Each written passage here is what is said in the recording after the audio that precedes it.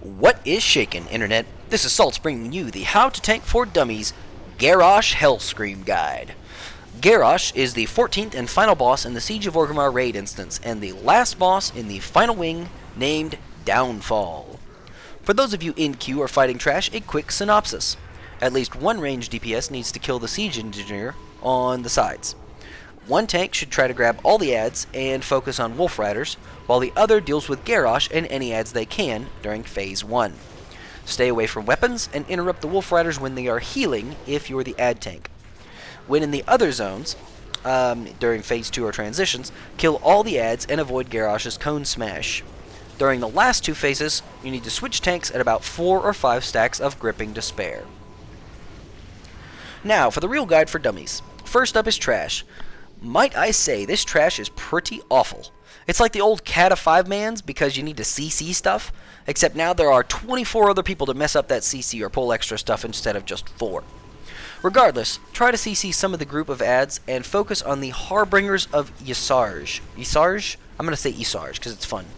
You need to focus on the Harbingers of Ysarge as they will be doing a lot of damage.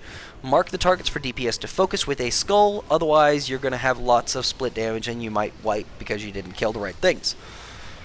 Now, when the puddles are around, make sure someone, not a tank, stands in the little purple puddle on the ground near the oozes.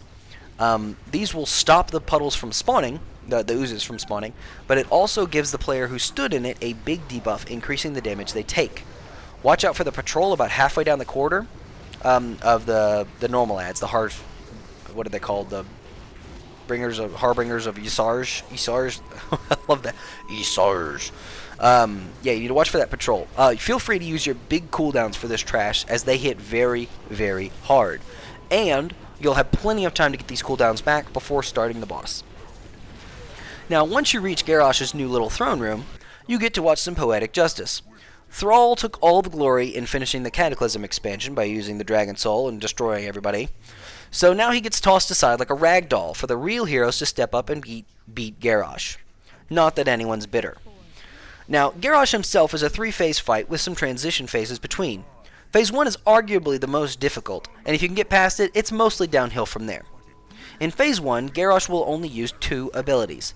First is Desecrated Weapon, which creates a targetable weapon add at a location with a huge bad spot around it. Don't stand in the bad spot. Luckily, this only targets ranged DPS and healers, so if they stand far away, this shouldn't be a problem for you at all. The other move Garrosh does is Hellscream's Warsong, which increases all the health and damage of all the adds in the fight by 150%. This can cause serious problems if people aren't killing the adds. One last thing to note, the more damage that the desecrated weapons take, the lower their health will be, and the smaller that big void zone around them gets. So the more damage they take, the smaller that will get, and eventually it will go away when it's dead.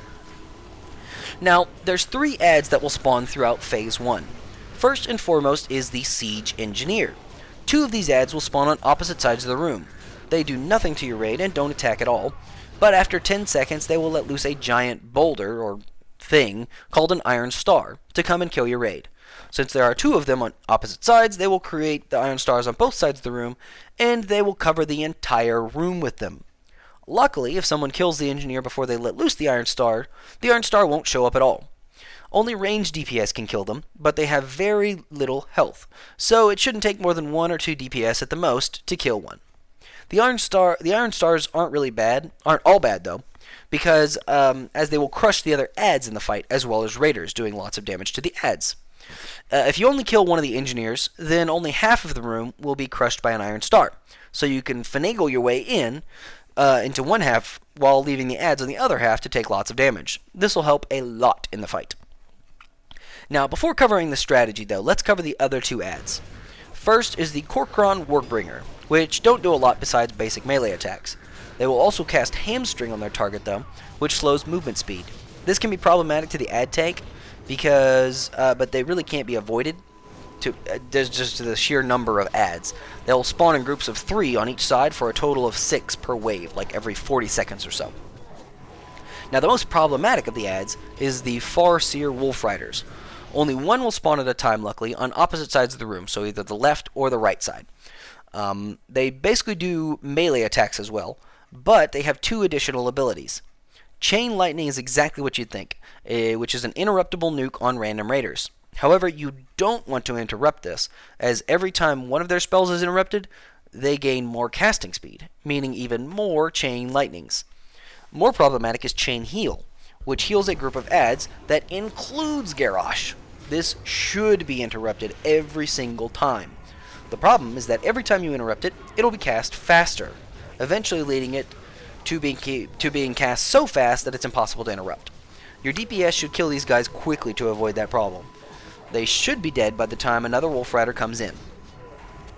And that is all the adds in Phase 1 and everything you need to know.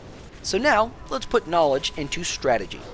The room is a long rectangle, like this, with 2 entrances on the far side for adds to come out of, and 2 ledges on either end for engineers to spawn from.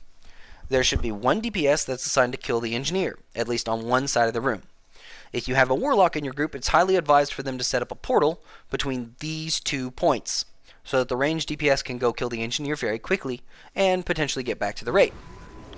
The tank that isn't tanking Garrosh will have to scramble back and forth to pick up all the adds, since they spawn on both sides of the room. If any of these adds are missed by the add tank, Garrosh's tank can feel free to taunt them over to himself. Or to themselves, whatever. Garrosh himself doesn't really do a ton of damage in this phase. Like, Garrosh himself, really, his melee attacks don't do very much.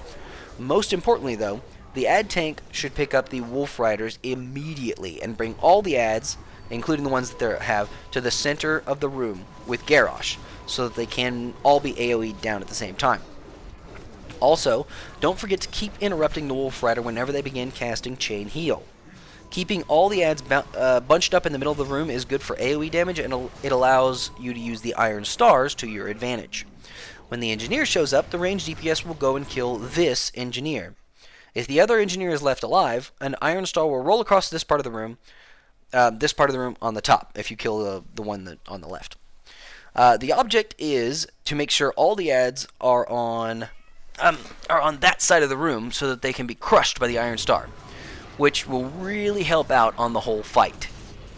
Now that covers the core strategy of this phase. Basically, you just repeat this process over and over again, bunching the adds up, interrupting the chain heals, killing one engineer, and letting the Iron Star crush the remaining adds. It will take some time to make sure you don't get hit by the Iron Star along with the adds, just for practice, but you can take a hit or two while you're learning.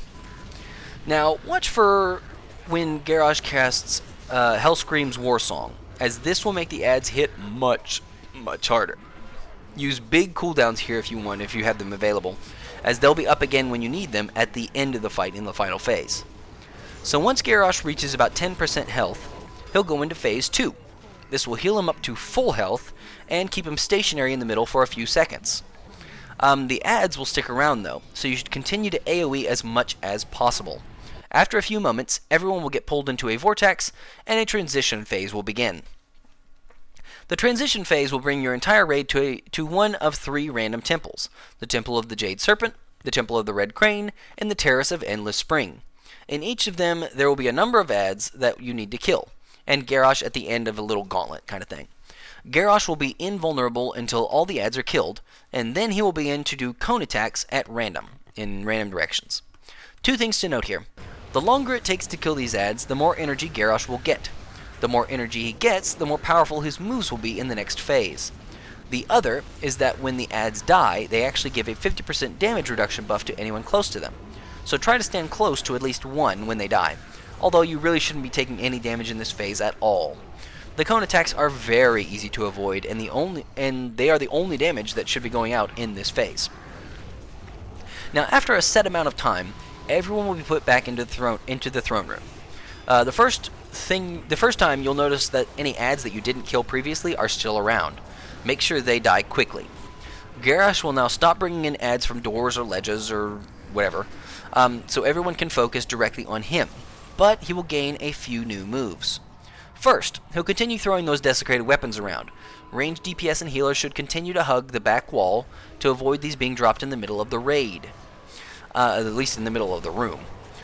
Second, he will begin casting Gripping Despair on his tank, which is a big stacking DOT. You'll need to switch tanks at about 4 stacks of this, although you probably will be able to go higher if you need to. Third, he will begin spinning around like a madman every once in a while. This will do damage to everyone in the raid, but less to people further out. Don't bother trying to run away from him when he does this, otherwise you'll just mess everybody up. Lastly, he will cast Touch of Isarge, which will mind control random raiders. What's worse is that once mind controlled, these raiders will cast Touch of Isarge on other raiders. So they'll continue mind controlling other people and other people and other people, so you need to interrupt that cast immediately. If not tanking Garrosh, go interrupt these raiders and beat them up until they come to their senses. This phase is actually pretty straightforward.